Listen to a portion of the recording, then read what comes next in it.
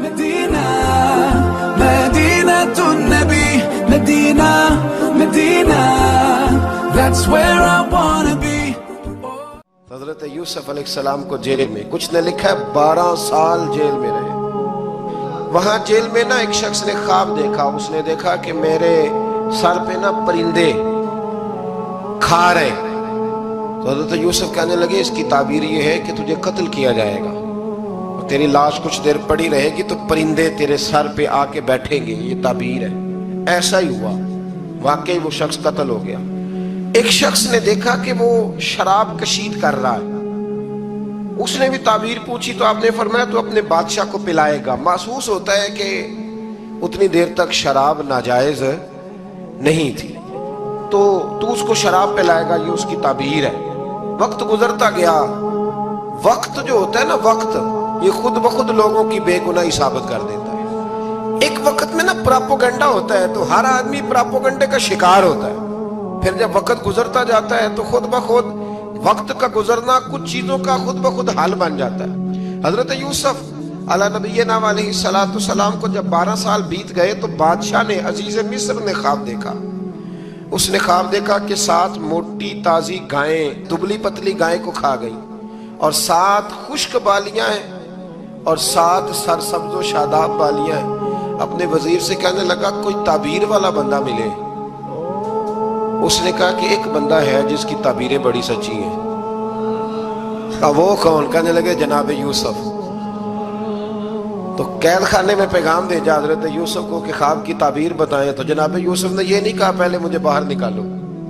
یہ نہیں فرمایا. فرمایا تعبیر یہ ہے یہ 7 خشک بالیاں دیکھی ہیں نا اس کا مطلب ہے کہ 7 سال تنگ دستی رہے گی اور 7 سرسبز بالیاں دیکھی ہیں تو پھر 7 سال اللہ خوشحالی دے دے گا. اور فرمایا یہ جو تم نے گائیں دیکھی ہیں موٹی تازی وہ کھا گئی. فرمایا اس کی تعبیر یہ ہے کہ کوشش کرنا کہ جو تمہارے پاس دن یہ چل رہے ہیں جن میں سرسبز و شاداب ہے کھیتیاں تو 7 سالوں کے لیے اناج جمع کر لینا. بالیوں کے اندر ہی رہنے دینا باہر نہ نکالنا. اور پھر اگلے جو خشک سال ہوں گے نا وہ یہ جو جمع پونجی کی ہوگی نا اس کی برکت سے وہ 7 سال آسانی سے.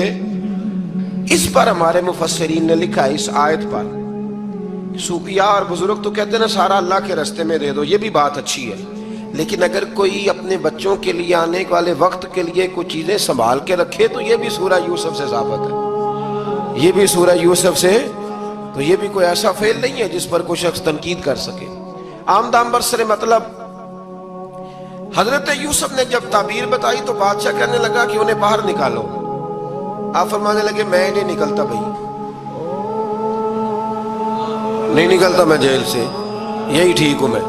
آپ کیوں نہیں نکلتے؟ کہنے لگے پہلے اعلان کر کے لوگوں کو بتا کہ میں بے قصور ہوں. وہ جو تو نے پراپوگنڈا کیا نا اپنے منہ سے اعلان کر. اس نے جناب زلیخا کو بلایا ان عورتوں کو بلایا. وہ عورتیں ساری سامنے آئیں. انہوں نے گواہی دی کہ یوسف تو بے گناہ ہے. پر سال کتنے لگ گئے؟ اللہ اکبر 12 سال لگ گئے. یقین کریں کچھ لوگوں کو یہ ثابت کرنے میں نا کہ میں ٹھیک ہوں زندگی بیت جاتی اور میں تمہارا خیر کا ہوں زندگی بیت جاتی ہے. لوگوں کو ہوش تب آتی ہے جب مزار پر چادر ڈالنے کا ٹائم آ جاتا ہے. ہوش تب آتی ہے لیکن پھر ہوش کا کوئی فائدہ. 12 سال کے بعد بادشاہ نے ان کو بلایا اور کہنے لگا کہ یہ جو خواب میں نے آپ کو سنایا اب کرنا کیا ہے. تو حضرت یوسف کہنے لگے تم سے کچھ بھی نہیں ہوگا. اگر کچھ کرنا ہے تو پھر یہ خزانے کی ذمہ داری میری لگاؤ. اگر کوئی قابل آدمی ہو تو وہ آگے بڑھ کے بات کر سکتا ہے. یہاں ہر بندہ ہی آگے بڑھ کے کہتا ہے مجھے دے دو ڈیوٹی. لیکن قابل ہو تو وہ آگے بڑھ کے بات کرے اور سمجھے کہ میرے علاوہ کسی کے لیے مشکل ہے تو پھر وہ آگے بڑھے. حضرت یوسف نے جب کہا تو انہوں نے آپ کو وزیر خزانہ بنا دیا. پھر ایک وقت آیا کہ وہ عزیز مصر ہی بن گئے. قحط پڑ گیا. جب مصر میں قحط پڑا تو دائیں بائیں بھی قحط پڑا. کنعان کے آپ رہنے والے تھے وہاں بھی قحط پڑا. حضرت یعقوب بیٹے کی یاد میں رو رو کے تو آنکھوں کی بینائی چلی گئی. اور یارو باپ بھی بڑا ہی پیار کرتا ہے. بڑا ہی پیار کرتا ہے. بڑا ہی پتہ ہے باقی تمہیں تحفے دیتے ہیں باقی تم سے محبت کرتے ہیں تو باپ تو بیٹے کو اپنی جوانی دے دیتا ہے. اپنی جوانی اپنے بیٹے کے نام. कर देता है बाप। बाप भी बड़ा ही प्यार करता है संगियो, कोई नहीं तोल सकता। बच्चे ऐसे घूम रहे होते हैं ना अब्बा जी के सामने, तो उनका उठना बैठना चलना ही बड़ा प्यारा लगता है, का आना जाना ही बड़ा प्यारा लगता है। बाप का तो कद रोज ऊंचा होता है कि अल्लाह ने मुझे लाल अता फरमाए। हजरत याकूब की आंखों की बिनाई चली गई रो रो के। भाई हजरत यूसुफ के जब कहत पड़ा तो उन्हें पता चला कि एक वाहिद शहर मिस्र है जहां गंदम स्टॉक है, जो कि हजरत यूसुफ को पता था। ख्वाब बादशाह देख चुका था, तो आपने माल 7 सालों के लिए जमा कर लिया। अब भाई आए, अल्लाह अकबर, दुश्मन सामने नजर आए, मुखालिफ हासिद, तो फिर इंसान ठहरा रहे और इंसान कमजोर ना हो, ताकतवर हो। इतना ताकतवर हो कि हुक्मरान ही बन गया हो। जरा नबियों के हौसले भी देखना, पैगंबरों के हौसले भी देखना। भाई आए, का गंदम चाहिए, तो जनाब यूसुफ ने ओहो भाइयां जिहा साख नहीं कोई जिह खार ना हो। हाँ, और मियाँ साहब फरमाया करते थे, भाई भाइयां दियां बावां हुंदे ते भाई भाइयां दे वैरी। भाई जैसे ही दाखिल हुए तो जनाब यूसुफ की आंखें बाहर आई, रो पड़े, ओ मेरे भाई आ गया, रो पड़े। वजीर मशीद दाएं बाएं देखते हैं कि हजरत यूसुफ को क्या हुआ, रो पड़े और भर भर के गंदम दी। उसको इशारे करते, चल थोड़ी और डाल दे, चल थोड़ी और डाल दे। जब भाइयों को दे चुके तो फिर फरमाने लगे कि शायद इससे गुजारा ना हो, जरूरत पड़ी तो दोबारा भी आ जाना।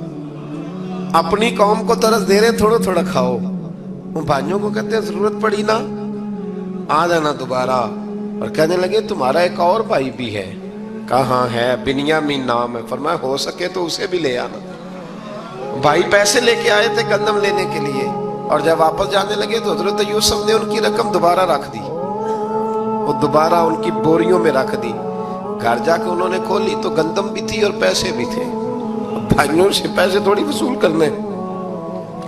जाके अपने वालिद से कहने लगे, अब्बा बादशाह बड़े देखे हैं पर उसमें कोई खुशबू देखी। तो उसने कहा है कि अपने दूसरे भाई को भी लेके आना, तो बिन्यामीन को ले जाए। हजरत याकूब फरमाने लगे, पहले भी तुम पे भरोसा कर चुका हूं, बार बार नहीं करूंगा।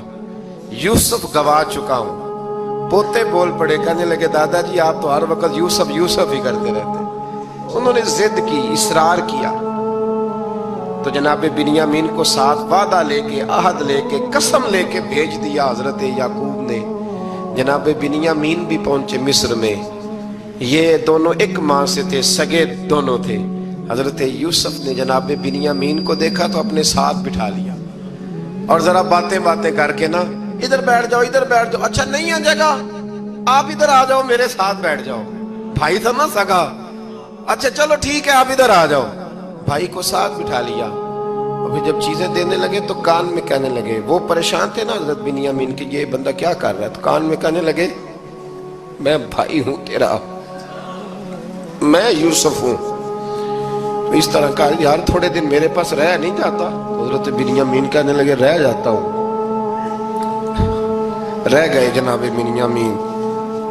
अब कहा नहीं मैं नहीं भेजूंगा। कुछ लोगों ने ये लिखा है कि हजरत बिन्यामीन के जो बोरी थी उसके अंदर उन्होंने थैले के अंदर शाही प्याला रख दिया और फरमाया इसको हम नहीं जाने देंगे। हमारा प्याला कैसे, ये नहीं कहा कि ये चोर है, कहा प्याला कैसे आया इसके थैले पे, लिहाजा ये अभी हम रहेगा हमारे पास, देखेंगे।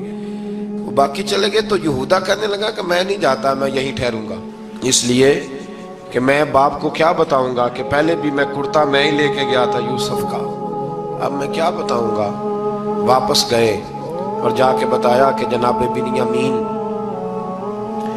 को उन्होंने रख लिया है, मामला बन गया है। वो कहते हैं कैसे प्याला आया है, शाही प्याला। हजरत सैयदना याकूब अलैहिस्सलाम फरमाने लगे, मैंने तुम्हें पहले ही कहा था कि तुम मेरे बिन्यामीन को भी ले जा रहे हो। पहले मैं भरोसा करके यूसुफ के मामले में परेशान हूँ। फरमाया इस तरह करो, जाओ ढूंढो जाके मेरे यूसुफ को और ढूंढो जाके मेरे बिन्यामीन को, जाओ तलाश करो। अल्लाह अकबर। भाई दोबारा आए, गंदम भी खत्म हो गई थी। आते ही कहा कि ऐ अजीज़े मिस्र बड़ी बुरी हालत है, हम बड़े परेशान हैं, हमारे बाप की रो रो के आंखें चली गई हैं, मेहरबानी करो कुछ गंदम भी दे दो। और इस तरह करो کہ ہمارا بھائی بھی ہمیں واپس کر دو تاکہ ہم اسے لے جائیں اور ہمارے والد گرامی کی آنکھیں ٹھنڈی ہوں۔ حضرت یوسف علی نبینا علیہ الصلوۃ والسلام ان کی باتیں بھی سننے لگے اور غور سے ان کے چہرے بھی دیکھنے لگے، غور سے۔ تو جب انہوں نے حضرت یوسف علیہ السلام کی طرف غور سے دیکھا تو حضرت یوسف کہنے لگے مجھے پہچانتے ہو؟